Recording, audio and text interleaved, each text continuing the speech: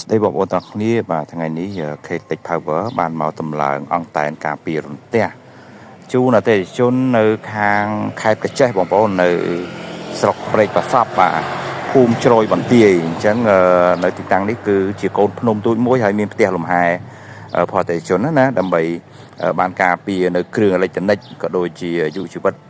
អាយុជីវិតសត្វមនុស្សផងបាទព្រោះដើម្បីយើងកាត់បន្ថយដើម្បីកុំឲ្យវាមានហានិភ័យកើតឡើងអញ្ចឹងនៅគម្រោងនេះគឺជាអង្គតែនបាទដែលយើងតម្លើងរហូតដល់12ម៉ែត្របូកដង1ម៉ែត្រដូចបូកផ្លែវា1ម៉ែត្រចឹងអស់វា13ម៉ែត្រហើយយើងចាក់គ្រឹះចាក់បេតុងហើយក្បាលវាជាប្រភេទក្បាលល្អ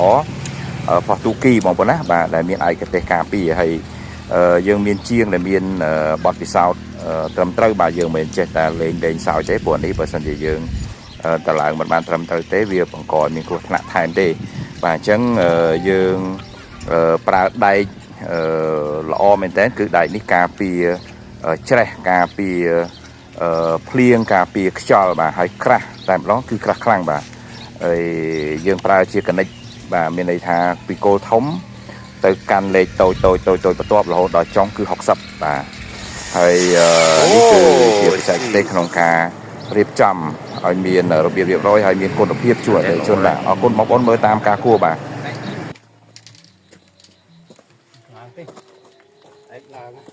សួស្តីបងប្អូនទាំងនេះបាទថ្ងៃនេះបានមកបញ្ចប់ការងារតម្លើងអង្គតែន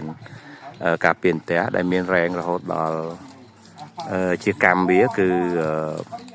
200ម៉ែត្រជាងបាទ200ម៉ែត្រជាងអញ្ចឹងវា cover បានធំមែនតើនៅក្នុងវងដីបាទផ្ទះលំហែរបស់គាត់បាទ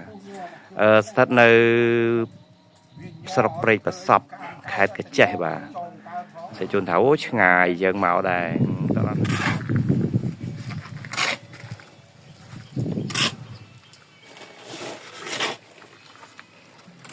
សួស្តីបងប្អូនទាំងគ្នានេះមកវាយលើភ្នំបងប្អូនអើយកូនភ្នំមួយនៅខាងស្រុក